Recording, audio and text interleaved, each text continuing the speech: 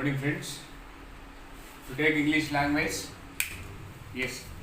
Today I would like to give a few suggestions for learning English language.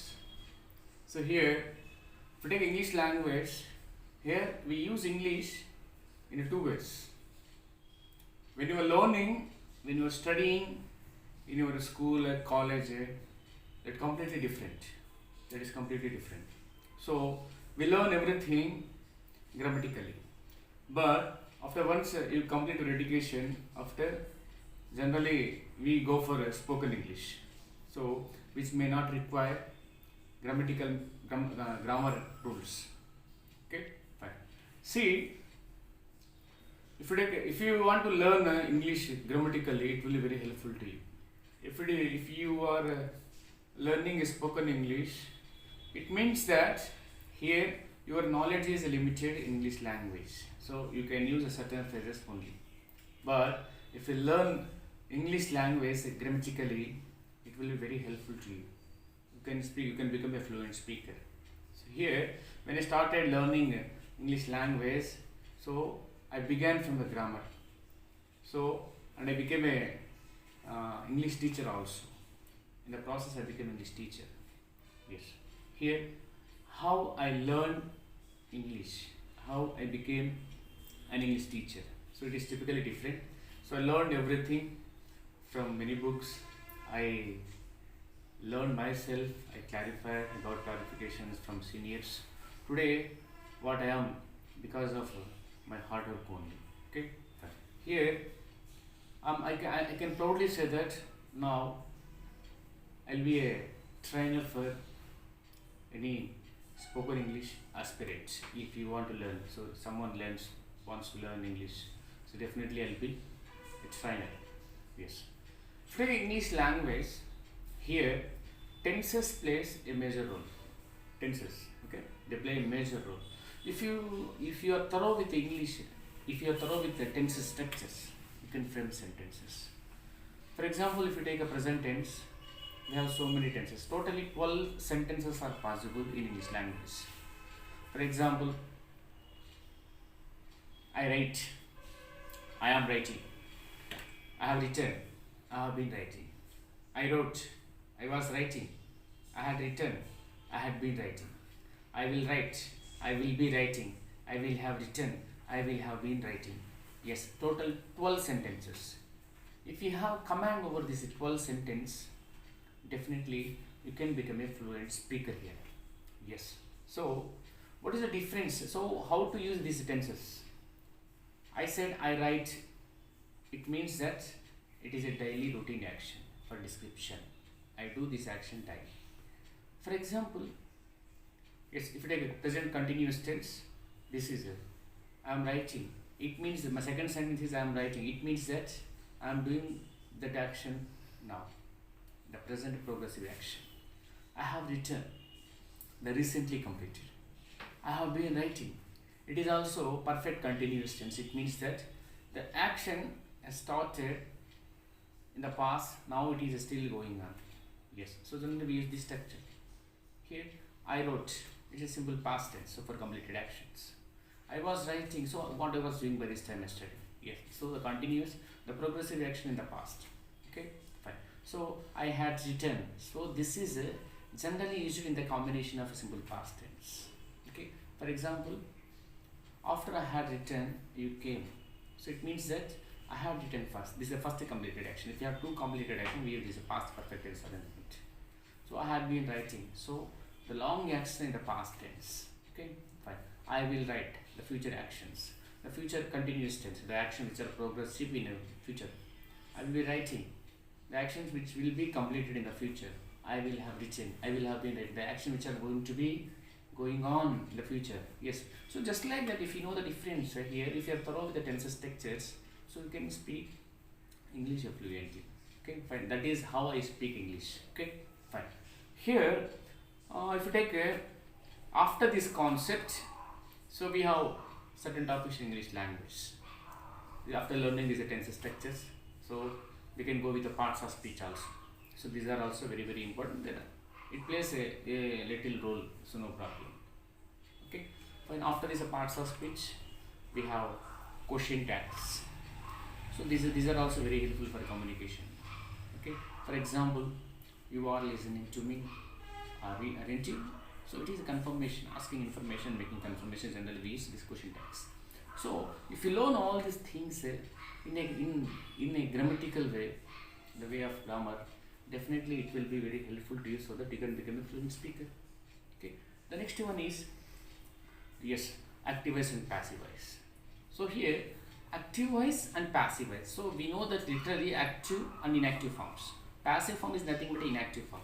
So here, in our spoken English, in our maximum communications, conversations, we use active voice. For example, I wrote exam. Exam was written by me. If I say exam was written by me, which is inactive forms, you cannot understand. The second person, the listener, cannot understand. So we use active voice only in our general communications, conversations. Okay, fine.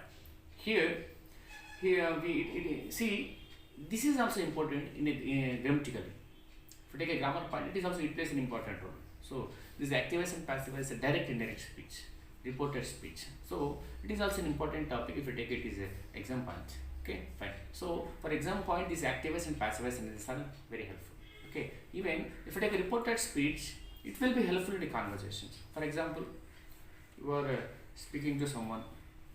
You said that you said, "I'm a doctor." So "I'm a doctor" is a sentence which was spoken by you. So here I'm talking to someone about you. What you said. So you can say that she told him or her. She told him that she was a doctor. So it is also very, very important in English, spoken English also. So you can use, if you are grammatically strong, you can speak it, you can write it. So definitely it will be very helpful to you. Okay. And then if you take a degrees of comparison and simple compound complex sentences under this conditions also, and some conjunctions, coordinate conjunctions, subordinate conjunctions. Yes, if you learn these types of sentences, assertive, interrogative sentences, imperative sentences, exclamative sentences. So definitely, so you can become if you learn in this way, so definitely, so you can become a fluent speaker. Yeah, why you should go for so learning small sentences. Okay, but if you learn 10 or 15 sentences or 20 sentences after, so you can speak those 20 sentences only. So I go through so many channels here, so they are talking only, they are explaining some daily, some 15 actions, daily 100 sentences, so and you are going, so they are very attached actually. So when I look at them, so definitely I became yes, fine, yes, so very shocked, because if you learn those 100 sentences, how those sentences are going to be helpful to you? Just ask yourself. Okay, fine. If you are a beginner, see, for example, see here, if your mindset is learning 100 sentences, you always think about 100 sentences only. So, and you are also searching for 100 sentences from other persons, those who are handling. If I am going to post 100 sentences, so you are ready. So then here it doesn't make any change. If you really want to make change, first of all, know about yourself. What do you want? Why do you want? These two questions will help you to become a fluent speaker. What do you want? You want to speak English. You want to become a fluent speaker. And why do you want? So it is useful for my job purpose, for communication purpose. So I want to become more stylish, so that I wanted to speak in English. Everyone is speaking English. Yes. So if you have some parameters, definitely you can learn very easily. So if you are going with those 100 sentences, then how can you learn entire English language? Your language is limited. Okay, so you are giving the option to others that you are learning, you want only 100 sentences. So if you think like that, so you cannot become fluent speaker. You cannot become a fluent speaker. Fine. So you can say that. So you also think about this. So definitely you can become a fluent speaker. So first of all, you know what do you want. First of all, do SWOT analysis. SWOT, SWOT. Do analyze your strengths, analyze your weakness, and when analyze your opportunities and threats, so that you can come to know your weaknesses, strengths, opportunities, and threats, so you can become fluent speaker. Just to overcome. Yes. So you have to ask yourself after every failure, why did I fail? Why I am unable to speak English? If you ask these questions to you, definitely you can come with particular solutions. Okay, if you rectify those mistakes, definitely you can become successful. Okay, a strong desire is very very important to learn English. A strong desire. So if you take a small fire cannot give much results. A small fire cannot give much results. Okay, fine. So when you have a desire, yes, from the bottom, so definitely it will be very helpful. You can achieve it. First of all, set a goal to learn English. So don't go for 100 sentences or 200 sentences. So go for 100% English language so that it will be very helpful to you. Okay, fine. So if you practice like this, go with all topics. Go with all topics.